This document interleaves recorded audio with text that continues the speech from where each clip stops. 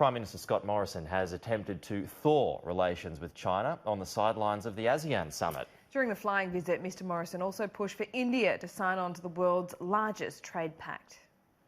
Shaking hands as the Prime Minister joins leaders on the world stage. Scott Morrison pushing for a major regional trade deal at the ASEAN summit in Bangkok. This is an opportunity to take trade forward. It had been hoped the RCEP deal would be finalised, but India has got cold feet. The door will always be open to India, and it's always been our view and of many that sit around the table that this is a bigger and better deal with India in it, and I think patience is the virtue in this. If secured, the trade deal would cover nearly 40% of world trade and would push back against the recent wave of protectionism. Patience is the virtue in this. Sustainable development, the focus at the leaders' lunch, the PM targeting work to reduce plastics in the ocean, but a notable absence from Beijing's representative in Bangkok. It's a similar focus at the East Asia Summit.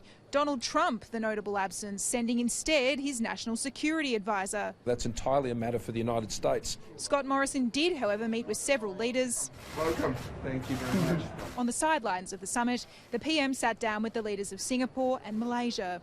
The Prime Minister has made China an important part of this flying visit to Bangkok, securing a sit-down with the Chinese Premier on the sidelines of the summit. The pair met for 45 minutes, discussing the need to boost mutual trust after months of rocky relations. We recognise we've got a great relationship, but we know it can be even better. The Chinese Premier told the PM Beijing wants to keep the relationship on track, but as for an invitation to meet President Xi in China, the PM was coy. I'm not one who's big on symbolism. Trudy McIntosh, Sky News, Bangkok.